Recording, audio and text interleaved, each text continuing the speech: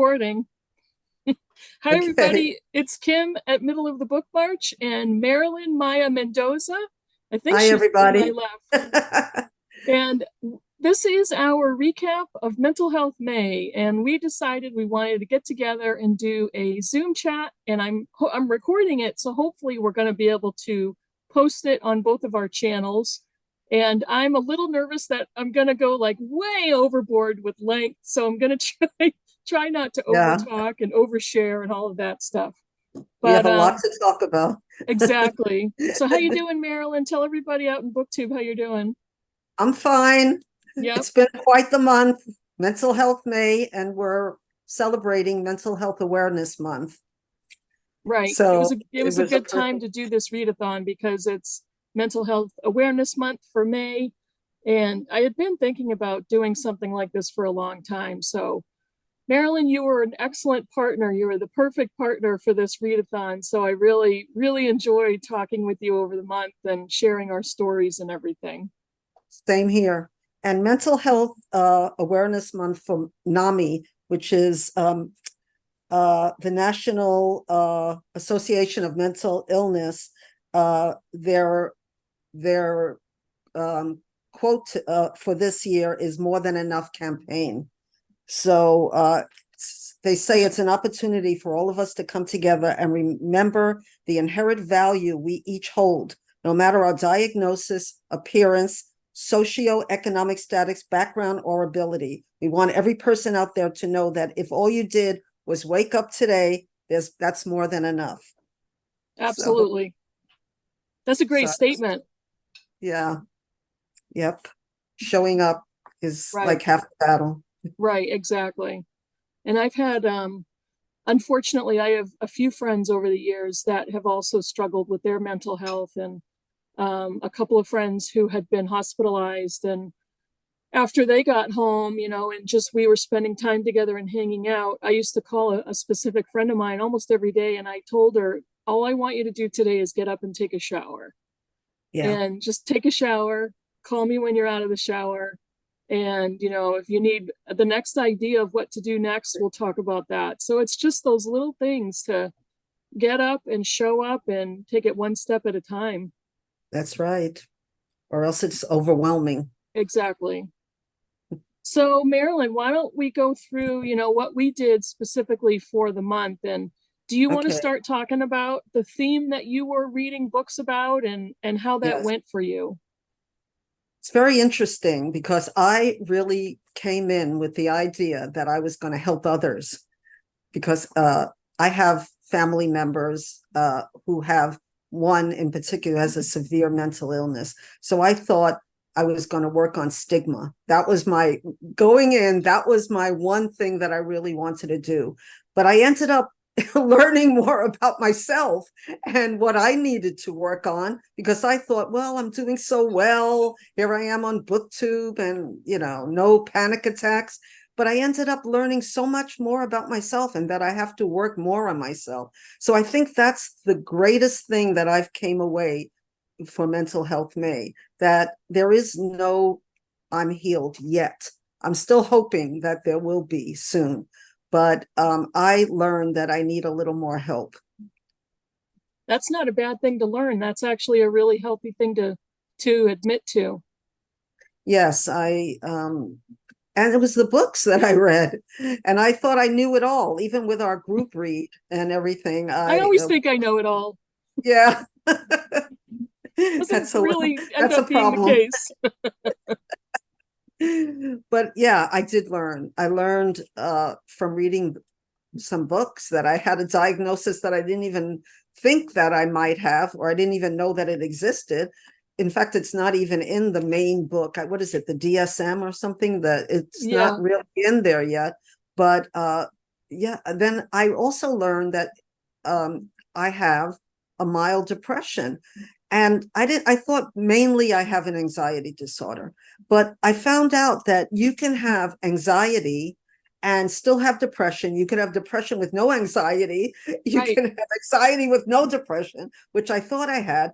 But I did have a low level of depression, maybe for a long time, very low level that I didn't realize I had. So those were the main things I learned about myself this That's a month. good thing. I mean, there's all different combinations of what strikes people, and it's not a cut and dry. None of the illnesses or disorders that I read about or that I've experienced in my life are black or white, cut and dry. There's Yeah. all different levels on the spectrum. And, honestly, if somebody has anxiety, it's depressing, and depression Yeah. can go right along with it, right? Yes. Yeah. Yes. So we had talked about in our Voxer messages, kind of, a lot of the reading was pretty dark and it Yeah. was heavy. So how did you feel during the month picking up, all of these books that had some pretty heavy topics in them? Well, I DNF'd a lot of the books, especially the clinical ones. Right. My brain couldn't deal with a lot of the very, very deep books. Um, I had to really pick and choose because this month, beside being Mental Health May, and we're doing this deep readathon, it was also a tough month for me. Yeah. And I found out that, a lot of booktubers had a hard May. I Hmm. mean, I've had Voxer messages from a lot of people saying, I can't do booktube. I can't, I have things going on and this is going on. And if you don't see me on booktube, this is why. So I guess May has been hard for a lot of people. And for me, I had my first panic attack that I've had, I would say, in years. And it all had to do with a dentist, a Right. surgeon, not telling me what he was going to do. Everything is Right. going to be fine, And then when I had some, things that happened afterwards, I just went into a different kind of panic attack where my heart was beating so fast. I thought, I never thought a heart could beat that fast for so long. Yeah. But after that I was okay. But when you have an anxiety attack, it's like drinking too much. The next day you have like a hangover. It just, there's a feeling that lasts. So yeah, and doing the book doing the readathon and reading all these books about people who are suffering through mental Yeah. illness. It was Wasn't heavy. easy. Yeah, exactly. Is there a book that you had to DNF, that it was not Yeah. a good month for you to read at all, so you had to DNF it? Oh, there's so many. There's so Yeah. many. And I think it's funny because the one that I had a DNF was the end of mental illness, which is a Yeah. wonderful thing, but it was just too heavy for me. And Right. it was just going into so many things that we have no control over, and I just, toxins. And I mean, it was a good book, How Neuroscience is Transforming Psychiatry and Helping Prevent or Reverse Mood and Anxiety Disorders.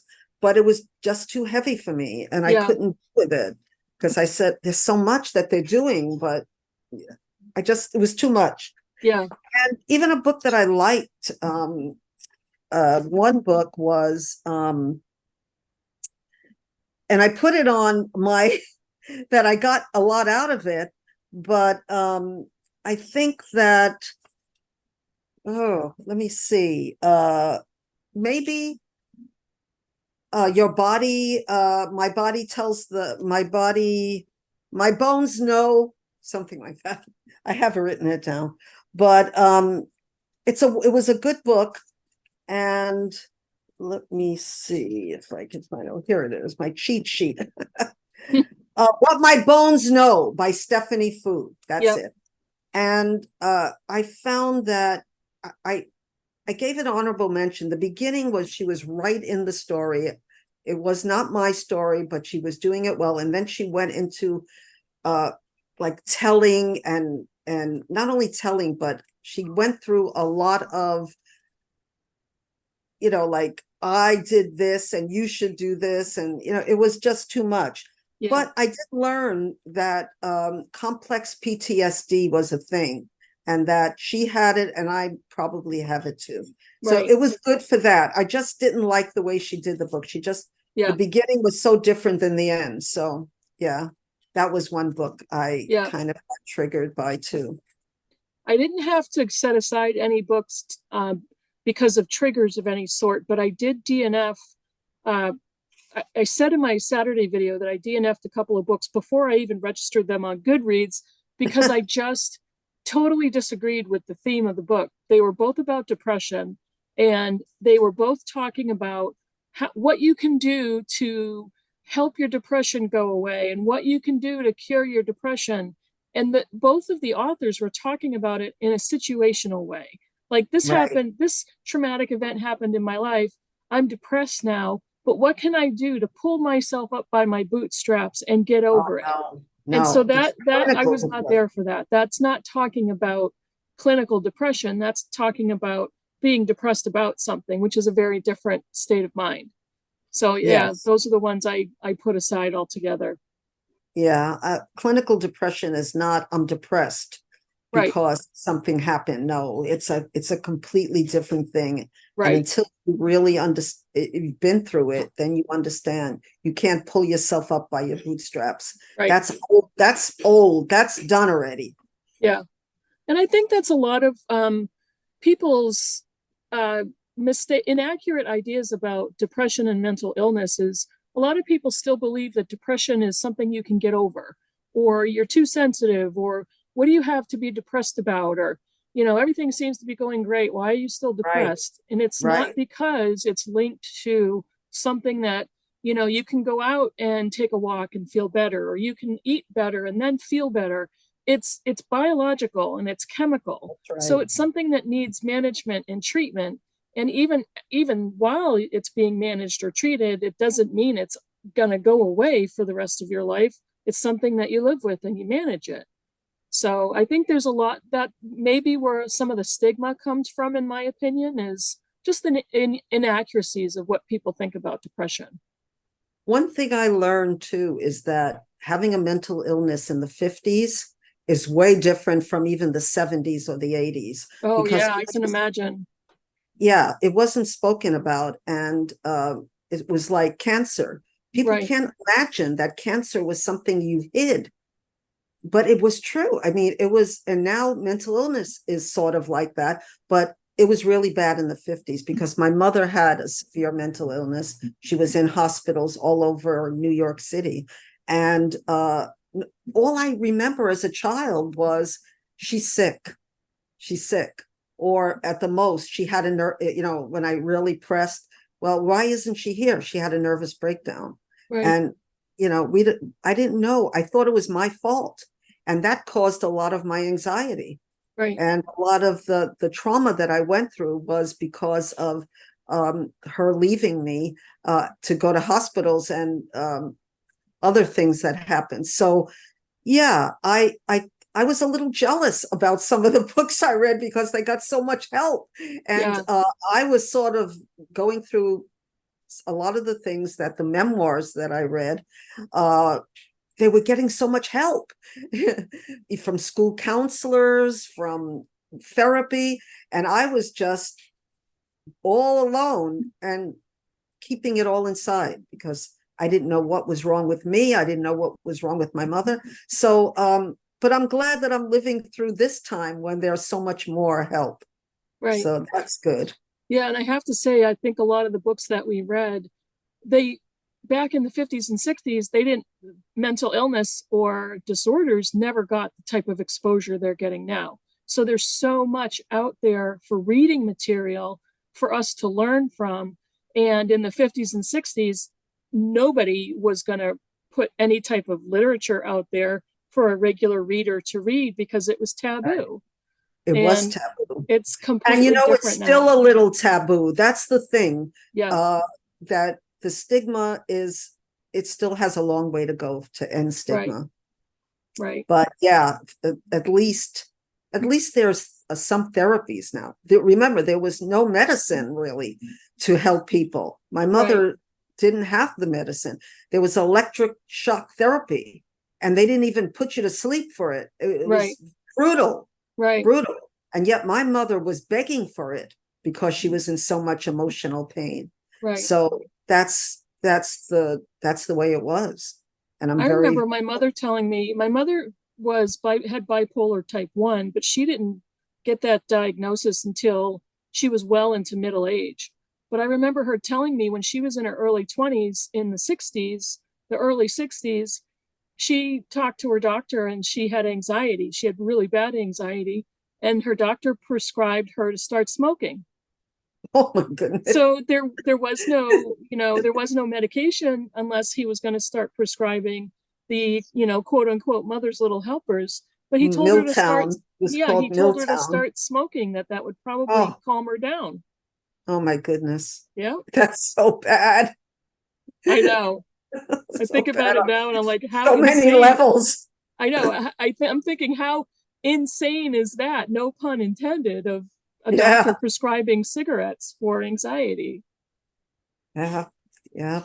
A lot of when I think of what my mother went through and what I went through because of it, I mean, my mother was hooked on Milltown, which Right. was pretty much not helping her, but she needed it. And my father was like her drug dealer because he would go, and his English wasn't that great, and he Yeah. would be going to all these drugstores trying to get her fix. And Right. that's why I didn't take medication for so long. I really stayed away from medication because of that. Right. So it's Yeah. very interesting. Yeah. So I think we had talked about over Voxer, kind of very quickly reviewing maybe our Mm, top four books that right. maybe connected to the word prompts that we came up with. Do you want to talk about that right now?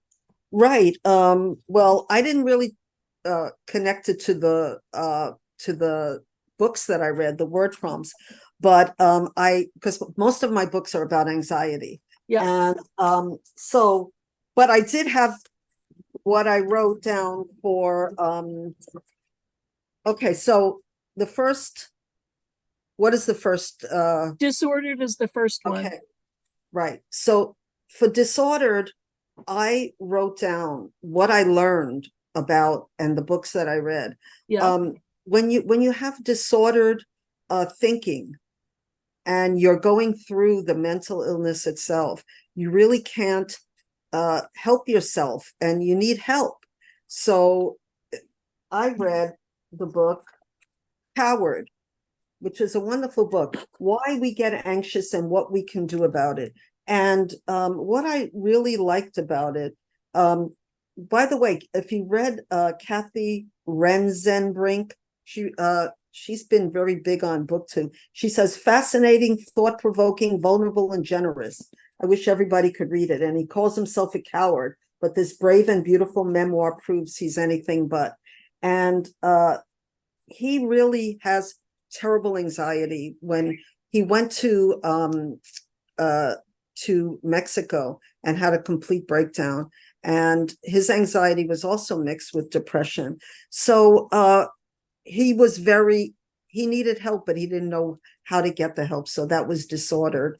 Right. And yeah, so that's what did you have for that? For disordered, I had William Styron's Darkness Visible, and this was a reread for me. I first read it many years ago, and I mean, he was an internationally famous author and extremely well known in the literary community, even though this was, many years before he actually passed away of natural causes. I think he was 81 or Right. 82 when he died. But Yes, I heard of him. this is a tiny memoir, but he's talking about his experiences with severe depression. And he was hospitalized, I believe, for 6 weeks for clinical depression. But he, in such a beautiful lyrical way, he talks about how he felt while he was depressed. And I thought it's very artistic, but it's also extremely transparent what he did and how honest he was with the reader as to how he was feeling, how close he got to wanting to end his own life, how close he got to completely isolating himself from his friends, his wife, the literary community. He walked out on an award, and I forget, it was a pretty big award. I think he was in France at the time, and he had to walk out because he started to have a panic attack and he didn't know what to do with himself. He didn't think he'd be able to speak.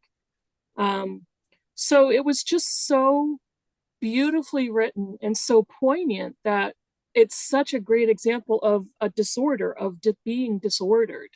And he was very clear in, this is not something that you can just throw something at to see if it sticks. It's managed, it's going away now. He talks about it as something that he will have, and that it is a disease. And I thought that was a really effective way that he did it. And he kind of shines the light on it because so darkness visible. And Right. that's, I think, what his purpose was in writing the memoir, was to open it up. That's true. In fact, I have that on my TBR because Oh, so many it's people so have good. mentioned it. Yeah, so many people have mentioned it. And I Yeah. think they said something about that he was given the wrong medicine or something. Oh yeah, his first psychiatrist gave him too much of something, and he was on all kinds of stuff. He was on antipsychotics, he was on sleeping meds. The the meds completely knocked him out and also twisted his thinking so that he could sleep constantly or not at all. And then the way he was thinking was, he was almost to the point, in my opinion, of having hallucinations. And he found a different doctor, and they were absolutely in shock at what his first doctor had prescribed him. So they finally found a medicine combination that worked for him, and that's how he managed it for the rest of his life. I think that's wonderful because when you say disordered, that's when life becomes unmanageable. Right. Yeah. When we can't manage our mental illness anymore. That's Yeah. when it's disordered. And we have to, yeah. So that's what I wrote down too. Yeah. Yeah. So what about the next prompt, is caring? What do you think about that one? Yeah. Well, that one is through my whole, it's caring about people with mental illness. Right. What you just saying, how not to just say, come on, be kind to yourself. How do we be Yeah. kind to ourselves when Yeah. we're struggling? When we're struggling. A book that I read that I really enjoyed is On Edge. I don't know if you can see it. It's a journey through anxiety, and it's by Andrea Peterson. And I really enjoyed this book because it's really kind of funny, at the same time of being so, when you go through anxiety, weird things happen to you. And she kind of makes it, kind of humorous at the same time. She found out that she had an anxiety disorder when she was in college. But then in all of these books, they go back and they say, well, yeah, when I was a kid, this happened and that Yep. happened. And they realized that it didn't just start when they were taking Right. this test in college. And all of a sudden they ran out feeling that, Yeah. I've run out of many places. In fact, I once said that I used to get panic attacks when I went to grocery stores, and sometimes I would come back because I was hungry. Yeah. But that's a classic one. Shopping malls, Right. grocery stores. I would leave my cart full of food and just run out and race home. And I was a teenager then, so one thing, this is another book where she gets a lot of help. She does so much. She has money, so her Yeah. parents have money, so they go through, she was able to have this toolbox and try everything, go to famous yoga places. That's why it's not my favorite book. I Yeah. think I was a little jealous. Yeah. I didn't have that. I had 4 children and was living as a divorcee, so yeah. And but I, despite how much money she had and all the ways that she got well, I still felt that down, deep down, we had the same problems. We had anxiety. Right. So she was no better than me or no worse than me. So yeah, that's what I Right. thought of caring. Yeah. So caring about other people, caring about our own mental illness, um, being kind. Yeah, that's what I got out of that. Right. Right. Caring. The one I had for caring is a novel, and I don't remember how many novels I read, maybe a couple, maybe two. I think the majority of the books I read were nonfiction, but this one is All My Puny Sorrows by Miriam Taves. And I've this heard is of the that. story of two sisters. And one of them is suicidal with severe clinical depression, but she has a blessed life. She is an internationally renowned concert pianist, married to a wonderful man. They don't have children. She travels all over the world. They're wealthy, but she wants to die throughout the book. And her Wow. sister, her younger sister, is the one that has several broken relationships. She's divorced. She has two children by two different men. She can't get her life together, but she's the one who's taking care of her sister. And their father has died at this point. They're both in adulthood, and it's so, oh, it goes back and forth so well with what a severe depression really means to a family and what it does to a sister who has devoted her life to taking care of a mentally ill sibling. And she literally she dropped her entire life. So she didn't have the chance to really get her life together. She's got kids that are 18 and 14, so they're pretty independent. But I still, through the whole book, I really enjoyed the book. I thought it was so well done. But the whole time I'm thinking, they're still kids. You still need to spend time with your children, and you still need to choose differently. Your sister is an adult. She needs to be able to kind of work the system and provide support and all of that stuff. But she dropped everything.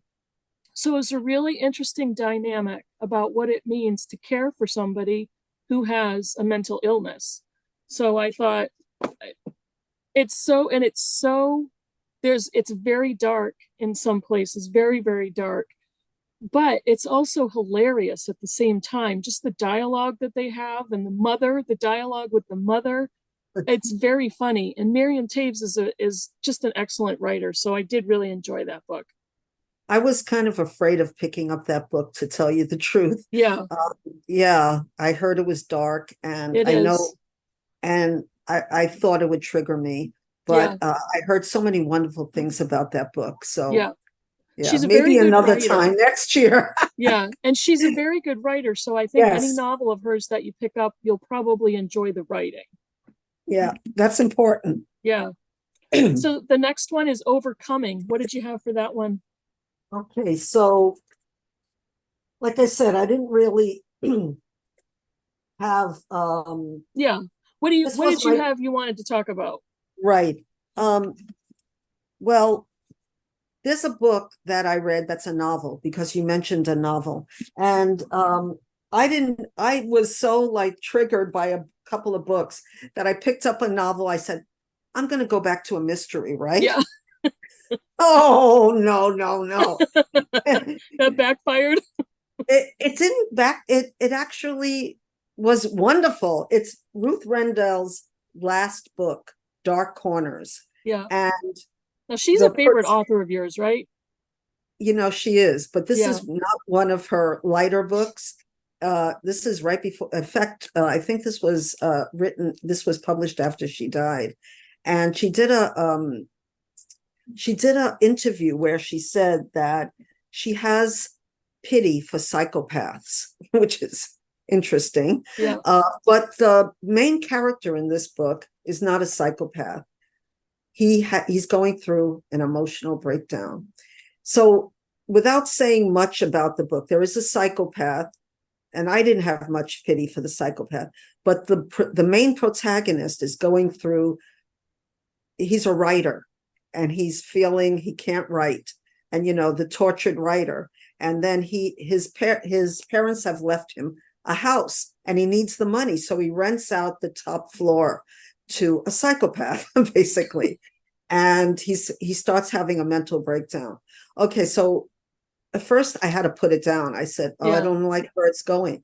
But the author had so much empathy for the person who was being tortured by his own bad choices, but also because of the psychopath who lives upstairs. And I thought, oh, if this ends badly, I'm not going to be happy. Right. But it ended so compassionately for the cycle, not for the cycle, for the person going through the breakdown. And Yeah. it's also funny in certain points. Like one of the characters, one of the fathers is retired. He doesn't want to go golfing. And this is the second book that I read by her where people go on bus trips throughout London just for fun. Yeah. And so it has that to it. So this really it didn't turn out to be, but I picked it up and it really gave me a break. Yeah, exactly. Yeah. I think it was necessary throughout the month to take a breather here and there. Yes, I know you did. Yeah.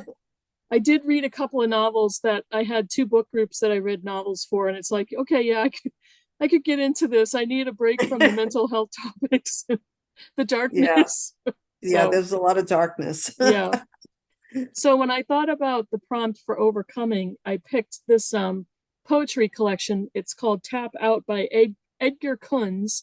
And this is a poetry collection that's very masculine and talks a lot about toxic masculinity. But he is the product of a mother who abandoned the family and an alcoholic, absent father who was very much a blue collar manual laborer type of a guy.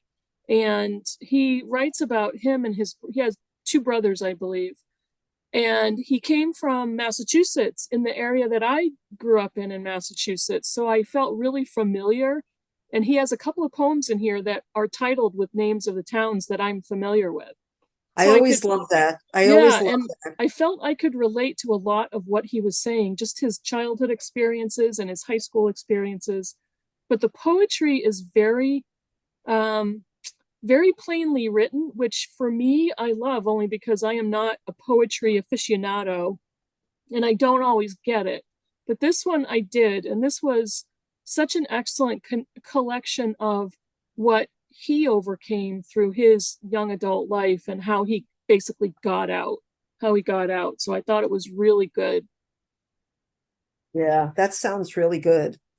I like plain poetry too, Yeah. which I call spoken words sometimes. Yes, I love that. Yeah, I used to do that. So Yeah. Yeah. So what do you have for was the last one? The last prompt was discovery, but what did you have picked out for your last book? Well, the one you were saying, overcoming. Yeah. I just wanted to say one more thing. Overcoming, I wanted to do this, but it didn't happen through the month. I had a mental health toolbox for overcoming. And a mental health toolbox is something that you reach for when you're really going through a bad time. Yeah. And it can have therapy, meds, yoga, breathing, and meditation. And I haven't, my favorite book, I will talk about in a minute, has more of that. But for discovery, basically, I found out so much about myself with the complex PTSD, anticipatory anxiety, and a book that is sort of like your poetry book, but it's not poetry. It's called Little Panic by Amanda Stern. And the same thing, she's brought up in New York, of course, she's brought up in like Manhattan. Yeah. Parents are divorced. She was brought up in the village at Soho, and her father lived on the West Side, and she has a terrible, panic disorder. And what I really loved about it, I don't know if you know the Eton Pats, the first boy that was on the milk cartons in the 70s. I remember that. She was like lived around the corner from him. So yeah. During this very turbulent time in New York, in fact, it's when I decided to leave New York and come to Hawaii. There was a lot of turmoil and a lot of crime. And she's going through she's very attached to her mother. And what I liked about this is the way it's written, because a lot of memoirs are very hard to write, I know. Yeah. And she's able because people that have very deep anxiety are able to go back into their childhood and remember, because it sticks in your brain. So she has a very novelistic memoir in the sense that it feels like it's a novel, but you know it's true. Yeah. And she goes through her early childhood where she's taking all these tests, and she can't understand what they're talking about. They think she has maybe some kind of a learning disability, which also made me think that in the 50s, they would have put me in what they called, unfortunately, the retarded class. Right. But she was brought up in the 70s. And I really love the way the chapters, the way they were small, short, and just perfectly written. It was a delight. It Yeah. really was. Good. And she goes back and forth from when she's 30s, but mostly it's when she was young. So I really like that, because usually it's the opposite way around. They Right. have little stretches of when they're children. And I know Right. some people don't like that kind of book when Yeah. it's written from a child's point of view. How can you remember that? And I can tell you, when you're so, you remember, Yeah. trust me. Yeah. So yeah, that's one of my favorite books, and that's what I Yeah. picked. That sounds good. Now, did you have another one, or was that the one you were talking about? I have one other that's my favorite, but what is the last you wanted to talk about? The last? Well, my last one for Discovery is Marbles. This is by Ellen Forney, and I read it. yep, this is her graphic memoir, Right. and this was awesome. And I think that this is the type of book that I would love to put in the hands of somebody who is just getting a bipolar diagnosis, or just doesn't know where to turn and would appreciate reading about it, or just, enjoying the visual aspect, because it's Yes. non-threatening. It's not somebody that would be afraid to be reading like a science or medical textbook or something like that. But she does such an awesome job of talking about her life before she was diagnosed with bipolar type 1, when she got diagnosed, and then what she did about it, and how she created a new life for herself that was successful. So I absolutely loved it. And It was humorous too. oh, it was You, hilarious. There was so many funny things about it, because yeah. she's a cartoonist. And Yes. so, yeah, it was so good, and a lot of discovery for her, but it also brought a lot of discovery for me. And I think it would do the same thing for any other reader. Yeah. So it was really The only good. other book that I have that I read last, because I thought, what am I going to get out of this? This is a man's point of view, and I'm not going to get. And I didn't like. I tell you the truth. He's a writer, and I didn't like. It's not that I didn't like, but I'm not into fantasy. And I Yeah, think one of his books were fantasy. It's Reasons to Stay Alive by Matt Haig, right. and oh my goodness, I loved this book so much, and I'll tell you why. Matt Haig tells you, without any kind of going into clinical stuff, what it really feels like to be depressed. Yeah, And not only that, but he has anxiety disorder, panic attacks. So I was able to get so much out of this book, and it's told in small chapters. And he doesn't tell you, okay, do this and things will be good, but he'll have things that have happened to me that have generated more sympathy than depression. And he talks about accidentally setting my leg on fire and all. It's hilarious. And at the end, things that, and he'll say, this is not going to help you, but things that make me worse, things that have helped, yeah, and I found it really helpful for me. In fact, I really enjoyed it. At the same time, I was writing down all the things. And then he has a part where he asked people on Twitter. I asked some people online who have experience of depression, anxiety, or suicidal thoughts, what keeps you going? These were their reasons to stay alive. And they're just like all different reasons. And I thought that this is a very approachable book.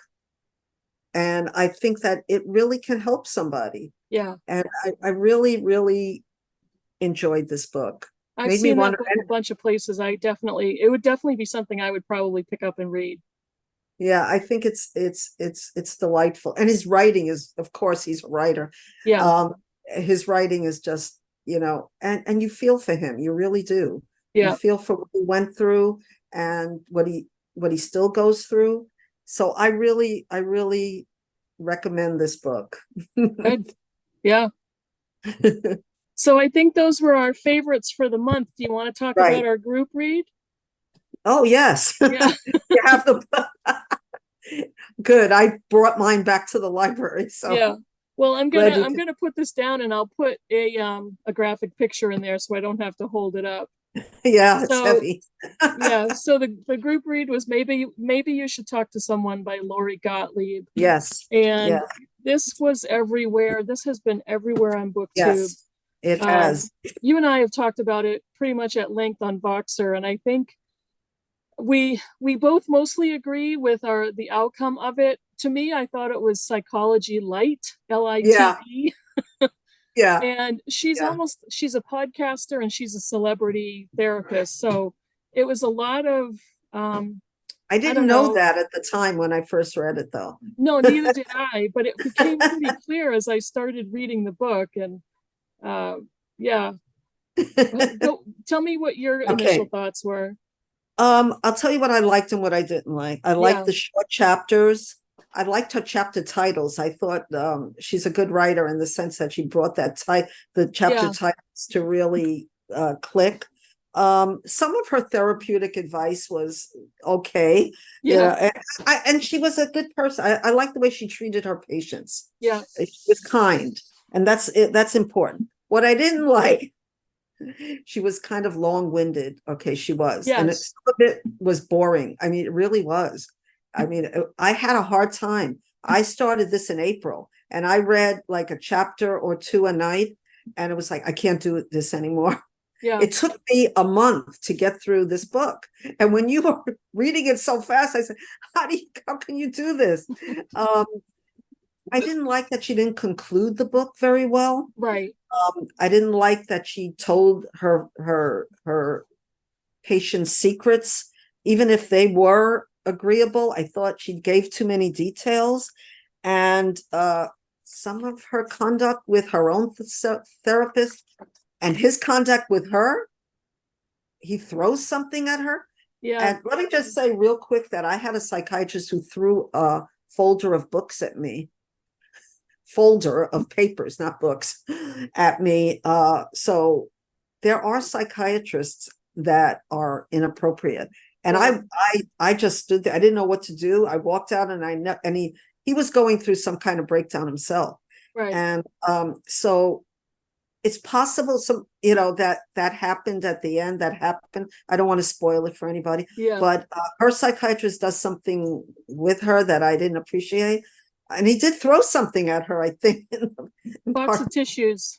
Yeah, box of tissues. He just threw it at her and Yeah. brought back triggers for me because. And I said, no, don't do that. Yeah. And so either some people said she made it up and some, but she could have had a psychiatrist who was inappropriate in some ways too. Right. So, yeah. What did you think? I thought she was redundant. She said the same things repeatedly. And I was really, like you said, I was really interested into how much detail was she giving about her own patients. I'm like, were there disclaimers that were signed? And was this real or did she make this stuff up? She said she didn't make it up in the beginning of the book. She said she I didn't was make it up. questioning everything that she was telling me about her patients. Yeah. And I think for me, that was the most interesting part of the book were her patient stories. Yeah, it was. Yeah, I wasn't that interested in her own personal story because I didn't think it was significant enough to fill the space on the page with her story and the reason why she was going to therapy. And it didn't really connect with her own patient stories. As much as I think that it could have, the situation could have, but it's like she was holding back. She didn't want to really go there. So don't go there. I'm not going to go there. And Yeah. that's what, yeah. So, And I yeah, think, I don't know if you felt the same way, but in all of the amount of time that I've been in therapy, there wasn't a lot of stuff here that was new for me. no, I no. didn't come to any epiphanies. There was nothing, she didn't reveal anything that was surprising or shocking to me. So I was like, okay, yeah, it's fine. Yeah, I felt that way too. And Yeah, yeah, and it was just so long. yeah, it I was. mean, it was interesting the different patients that she had. I felt they could, it could have been, and some of it was sad, but it was just it could have been so much shorter and better Right. that way. Yeah, I Yeah. agree. Yeah. But Yeah. in the book, she's having trouble writing a book. So Yeah. maybe this is like all the 3 books that she wanted to write. She just put in that one book. Yep. But if it helped people go to therapy, and Right. another thing that I didn't like about it is that she's talking about how they're paying her. They're paying her probably a big amount. One was a very famous Hollywood writer, Yep. she calls the a-hole or whatever. Yeah. And he was. I couldn't Yeah, have I dealt know. with him. But yeah, it was just really, yeah, I don't know. What did Yeah. you think? It was okay. I mean, um, she does a podcast, so I felt like I was reading a bunch of podcast episodes, and Yeah, there wasn't a lot of depth for me. It was no, good. It was kind of entertaining, if that even makes sense with this type of material. yeah. Um, and I can see why a lot of people really loved the book. But it was good. It was fine. It was Wasn't fine. anything special. No, and too Yeah. long, Yeah, way too exactly. long, way Yep. too long.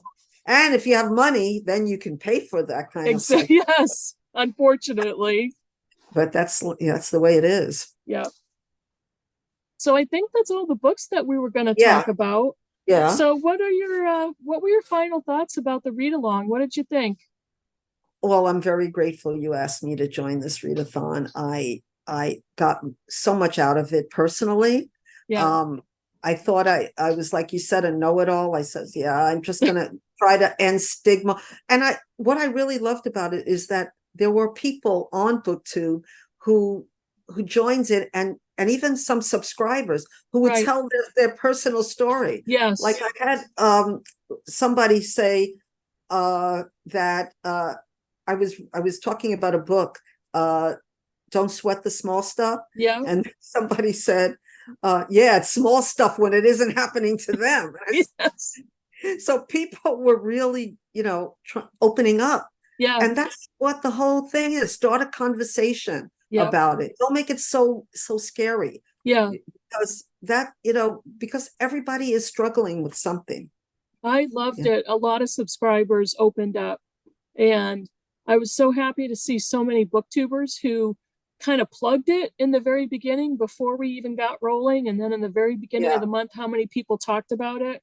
And even when I was getting comments from people I got a lot of comments that said, thank you for talking about this. Thank you for opening Yeah. the conversation. And I Yeah. think for me, and I think you and I talked about this, that was one of the biggest reasons I wanted to do it, was to blow it open, to talk Right. about it openly, to not be ashamed or try to hide anything. There's nothing to be ashamed of. And I wanted to be able to give anybody that wanted it the opportunity to have that conversation. Yeah, because people are afraid to talk about it. Yeah. And when I first started my BookTube channel, I started talking about mental illness. Of course, I had no subscribers then, so nobody was listening. But it was always important to me. So when you approached me, I was like, yes, yes. Good. Because it's a big part of my life, and people that live with me know it's a big part of my life, and I'm not ashamed of it. Right. At this age, I don't get ashamed of most anything. Yeah, So my age either. Well, Marilyn, why I approached you was because you have been so open about it. And, there's probably hundreds of other people on BookTube that live with some sort of mental illness, but because how open and transparent that you've been in the past, that's why I'm like, you'd be the perfect partner for this. Thank you. Thank you. I don't want to hide Yeah, anything because it does affect you on BookTube as well. right. Anxiety, and Yeah, talking to people, talking to a camera, which I never did in my life, really. yeah, Until the last few years, people weren't zooming all over the place, right. Yeah, And, being a baby boomer, because I used to be called the baby boomer booktuber, yeah. I'm not that technologically, aware. Yeah, So, yeah, it's so much, we have so much more help now. And medication, that's another thing. And we shouldn't be afraid of talking about medication because right. I know that, because I just said that I was afraid of taking medication, but a psychologist, in fact, told me, I said, I don't want to be hooked on any medication. And my mother was hooked. I don't want that. And she says, you know what? You're on the bottom floor now. You're in the basement.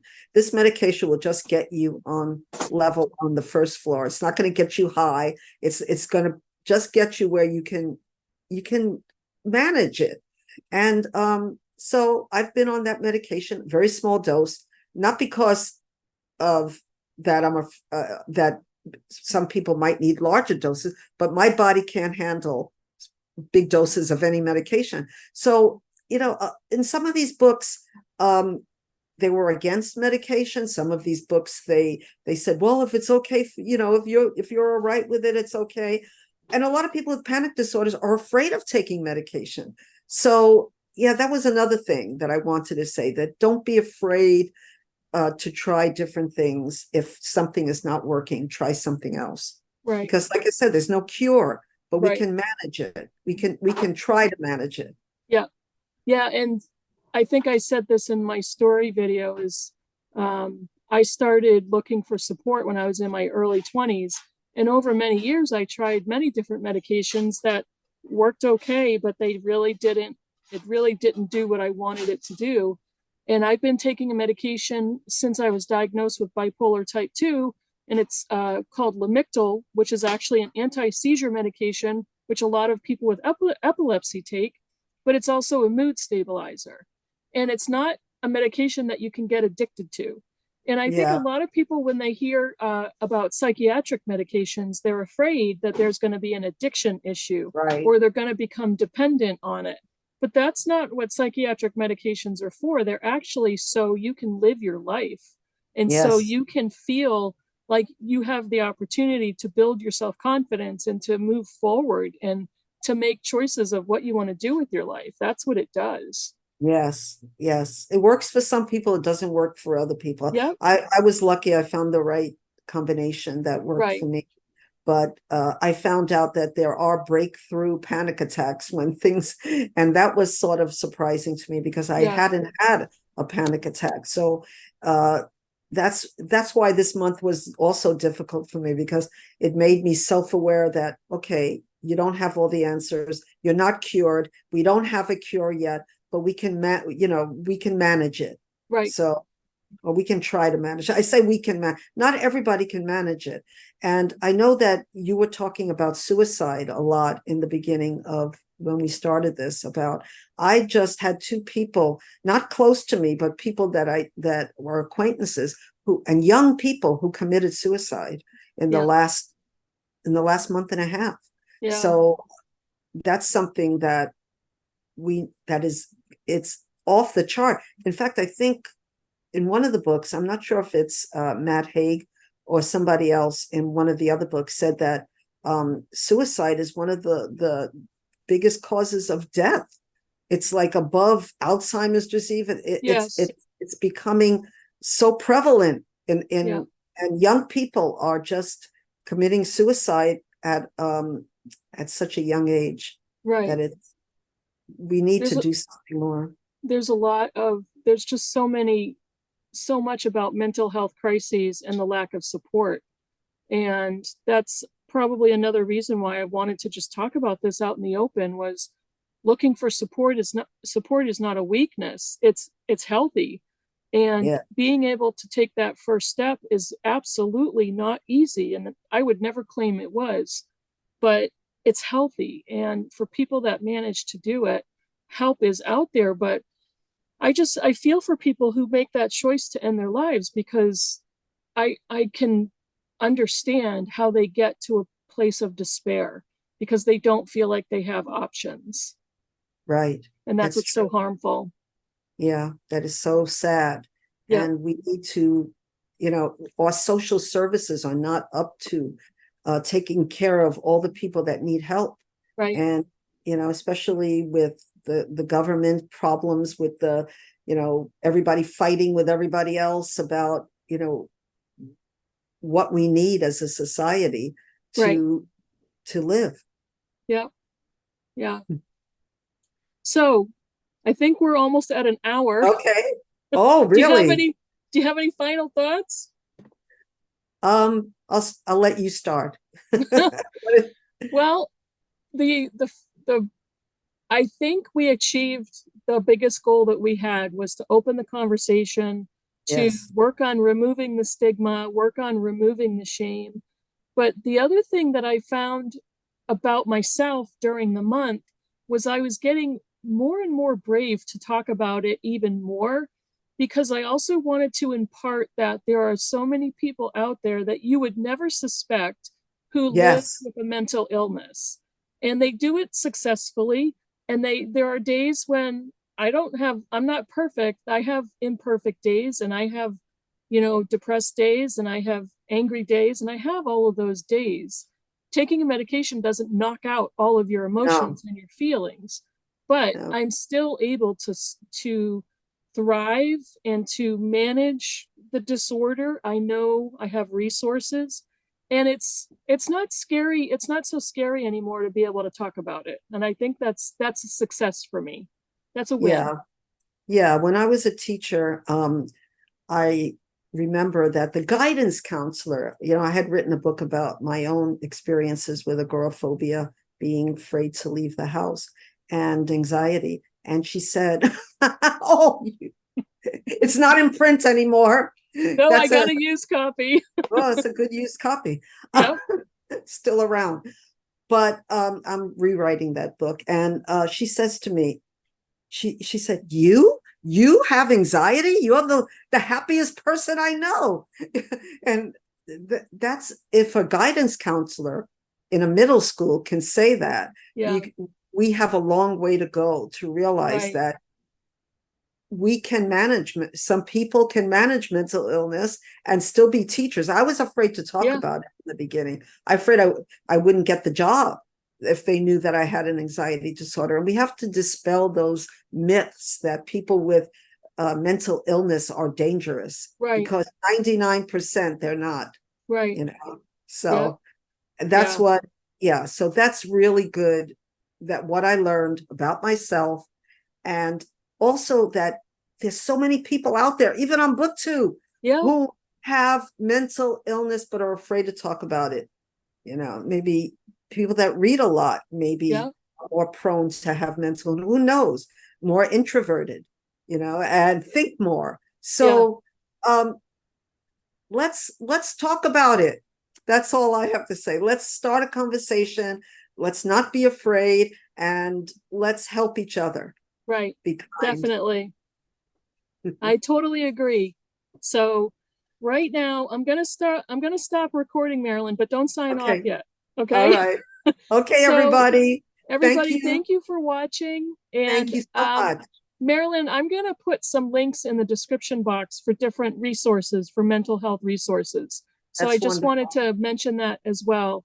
Good. In this video's description box, there'll be some links down there if you'd like to follow with some of those. And I'll put the titles of all the books that I mentioned as well. So Okay.